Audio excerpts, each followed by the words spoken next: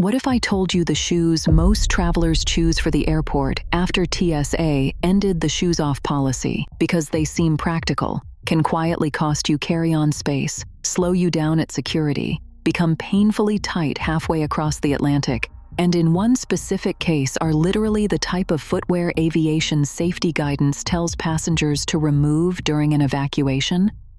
Because travel culture has handed us two rules that sound smart. Wear your bulkiest shoes so they don't take up luggage space, and wear whatever comes off fastest at security.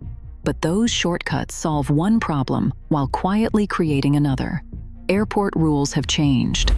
In July 2025, the TSA ended routine shoe removal at American checkpoints, a policy that traces back to the 2006 shoe bomber incident involving Richard Reed that started the original rule.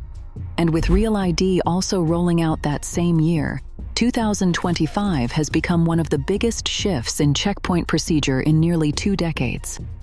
What happens at an American checkpoint isn't necessarily what happens in Dublin. Your feet can physically change during a long flight. And some shoes that feel perfectly normal walking from your car to the terminal become a completely different problem after 5, 7, or 9 hours in the air.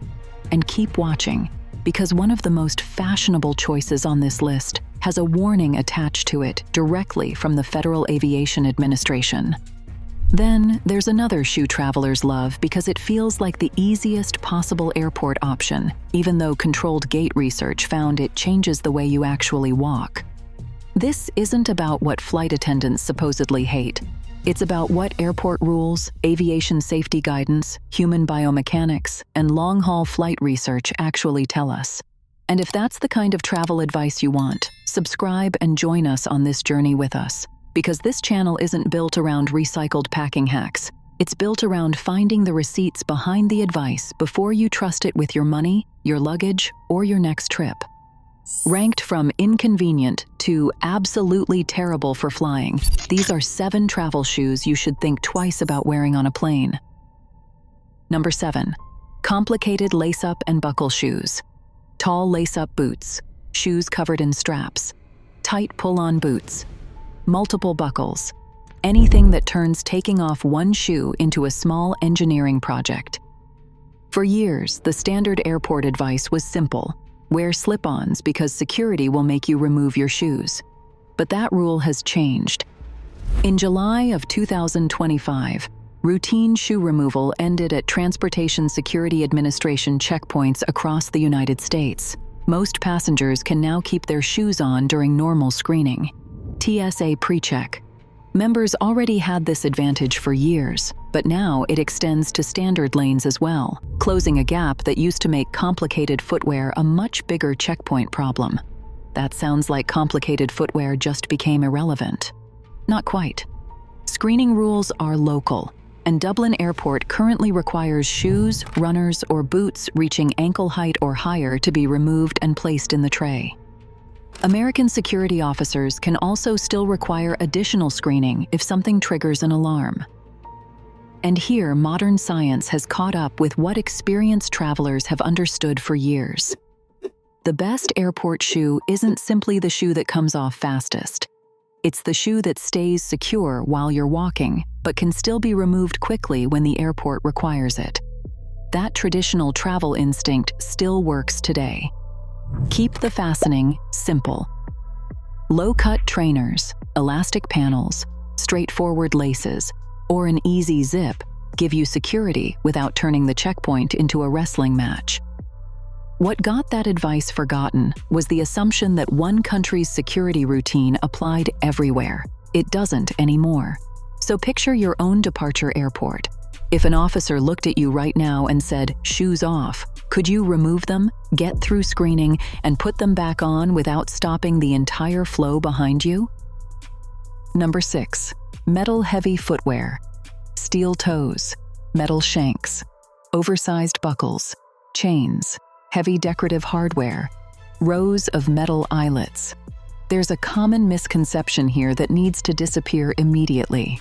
Steel toe boots aren't automatically banned from flying. The Transportation Security Administration specifically permits steel toe boots in both carry-on and checked baggage.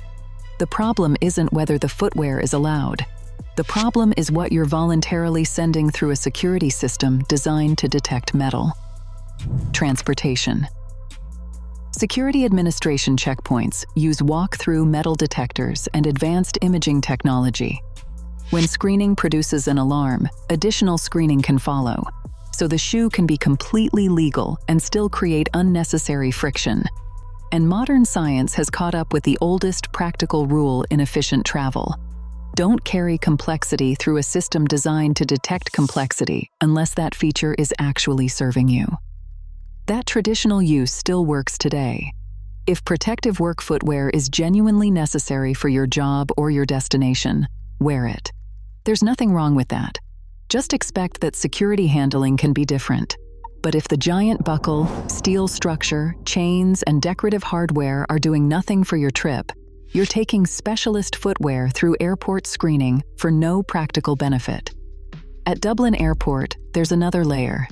If that metal-heavy footwear reaches ankle height or higher, it already falls into the category the airport says must be removed for screening. What got this forgotten was confusing permitted with efficient. Those aren't the same thing. Put yourself in your own airport line. If your footwear feels more like equipment than clothing, ask one simple question. Do I actually need this feature while traveling, or am I carrying it through security just because it happens to be attached to my shoe? Number 5. High heels. This one isn't based on somebody's opinion about comfort. The Federal Aviation Administration specifically tells passengers to remove high-heeled shoes before using an aircraft evacuation slide. That alone puts heels into a completely different category from most shoes on this list. And it makes sense when you look at what modern science has caught up with. A systematic review and meta-analysis covering 81 studies and more than 1,500 participants found that high heels shift plantar pressure forward and are associated with poorer static and dynamic balance than flatter footwear. Podiatrists and orthopedic specialists have flagged this pattern consistently. The same mechanical problems that make heels a clinical footwear concern also make them a poor choice for the unpredictable terrain of a major terminal. Other controlled research found the same basic pattern. As heel height increases, balance decreases, and walking efficiency gets worse. Prolonged wear in rigid heels has also been linked to plantar fasciitis, chronic heel pain that can turn a long travel day into a genuinely miserable one. That matters in a terminal where you can spend an hour walking, climbing stairs, standing in queues, changing gates, and sometimes moving quickly to make a connection. But the aviation point is even simpler. If the shoe is something the Federal Aviation Administration tells you to remove before using an evacuation slide, it's difficult to call it an ideal flight shoe. The traditional solution still works today. Pack the heels for the destination. Fly in trainers, flats, or a stable low shoe. Then change when you actually need the formal footwear. What got that forgotten was turning the airport into part of the outfit rather than part of the journey. And none of this means wearing heels makes an aviation emergency likely. That's not the point. The point is that your travel shoe should make movement easier when movement matters. So imagine the least glamorous part of your trip instead of the airport lounge photo. A long concourse, a broken escalator, a gate change, a crowded stairway.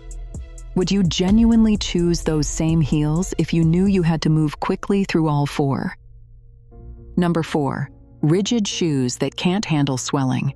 This is where a shoe that fits perfectly when you leave home can become completely different after several hours in the air. Foot swelling during flights is real. In one clinical study performed under actual flight conditions, passengers taking a 9-hour flight showed measurable increases in leg volume and tissue thickness, changes that aviation medicine researchers attribute in part to reduced cabin pressure and prolonged immobility at altitude. A separate randomized study found that compression stockings reduce swelling even during a flight lasting only 3 hours. Qantas also explains in its passenger health guidance that prolonged sitting can allow fluid to accumulate in the lower limbs, producing swollen feet and legs. Modern science has caught up with something long-haul travelers have noticed for generations. Your feet at boarding and your feet several hours later aren't always the same size. That's why narrow-pointed shoes, rigid dress shoes, tight boots, and non-adjustable footwear can become miserable halfway through the flight. The traditional solution still works today. Leave a little room. Choose a flexible upper. Give your toes space. Use laces or another fastening you can loosen slightly without making the shoe unstable. And there's an important distinction here. Tight shoes themselves aren't established as an independent cause of deep vein thrombosis. Prolonged immobility and venous stasis are the travel-related mechanisms. The World Health Organization found that journeys of 4 hours or more approximately double venous thromboembolism risk, and the Centers for Disease Control and Prevention recommends movement and calf exercises during long travel. What got the simple footwear rule forgotten was our obsession with how shoes fit standing in a store for 30 seconds. Your flight shoe has a harder test, so look at the pair you normally wear. If your feet were slightly larger after several hours of sitting, could you loosen that shoe, wiggle your toes comfortably, and still walk securely when you landed? Number 3, stiff, painful, or brand new shoes. This one looks obvious until you see how many people make the airport their first real test of a new pair. Brand new leather shoes. Fashion sneakers that haven't broken in. Hard soles, narrow shoes, stiff uppers. Anything that starts rubbing after 20 minutes of walking. The problem isn't only the airport. During long-distance travel, the Centers for Disease Control and Prevention recommends movement and calf muscle exercises. Qantas advises passengers to move their legs and feet while seated and to move around the cabin occasionally when it's safe to do so. That means your footwear should allow the thing long-haul guidance actually wants you doing. Moving. Modern science has caught up with the practical travel habit that people used long before airport style became a category of its own. Use the pair you already know you can walk in. Orthopedic specialists would add that stiff, unbroken footwear creates pressure points that worsen over hours, the same mechanism behind the plantar fasciitis risk in rigid dress shoes worn all day. The traditional solution still works today. Wear a broken-in walking shoe. Something flexible enough for ankle circles and foot pumps. Something you've already worn for several hours without discovering a pressure point, blister, rubbing seam, or painful toe box. The worst long flight shoe isn't always the highest heel or the biggest boot. Sometimes it's simply the pair that makes walking unpleasant enough that you'd rather stay seated. What got this forgotten was treating comfortable when I put it on as the same thing as comfortable after 6 hours. It isn't. Before your trip, give the shoe a full travel day test. Walk in it, sit in it, stand in it, climb stairs in it, and make this personal. If you already know that pair starts hurting after an hour, why are you choosing the one day when you'll have the least control over your environment to discover whether hour number 6 feels any better? If this list has already made you rethink one pair sitting in your wardrobe, smash that like button. It tells us you want more travel advice built around what actually happens, not what sounds clever in a 15-second packing hack. Number 2, flip-flops. Flip-flops look almost perfect for airports. They're light, they're cool, they're easy to remove, they barely take up space, and there's no general aviation rule banning them. The Federal Aviation Administration doesn't single out flip-flops the way it specifically singles out high heels in evacuation slide guidance. So the problem here isn't that they're forbidden, it's mobility. Research from Auburn University comparing thong-style flip-flops with trainers found shorter stride length, changes in ankle position, and differences in walking mechanics. Modern science has caught up with a very old principle of travel footwear. The shoe should stay attached to your foot without your foot having to work to keep the shoe attached. That matters when you're crossing a huge terminal, taking escalators, climbing stairs, moving through crowds, dealing with a sudden gate change, or speed walking a connection. And no, that doesn't prove every traveler wearing flip-flops will fall during an emergency. The evidence doesn't say that. What it does tell us is that loose, backless footwear behaves differently from securely attached athletic footwear. The traditional solution still works today. Pack the flip-flops. They're one of the easiest shoes in the world to pack flat. Use them at the hotel, pool, beach, or shower. For the airport, wear a lightweight trainer or a sandal that actually secures around the heel. What got flip-flops promoted into the ultimate airport hack was security convenience. But in the United States, routine shoe removal ended in July 2025, which makes that advantage much smaller than it used to be. TSA pre-check members had already made that trade-off irrelevant for years, and now it applies to nearly everyone. So give your own pair the test. Could you speed walk through a terminal and descend a staircase without curling your toes to keep the shoe from leaving your foot? Number 1. Bulky boots. This is where one of the most repeated packing rules finally runs into the rest of the travel experience. Wear your bulkiest shoes. On paper, it's brilliant. A rigid pair of hiking boots or winter boots can consume a huge amount of luggage volume.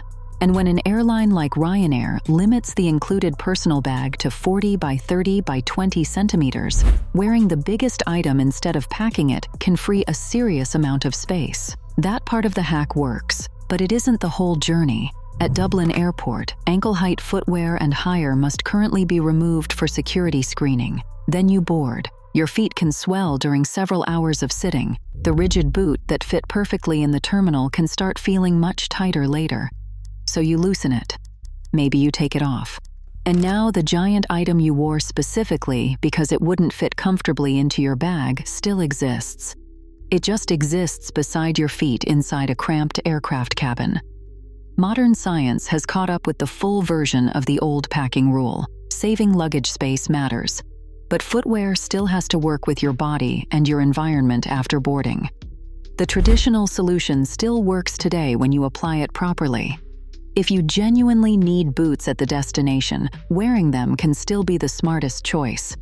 Choose a pair that opens easily, adjusts comfortably, and gives your feet enough room.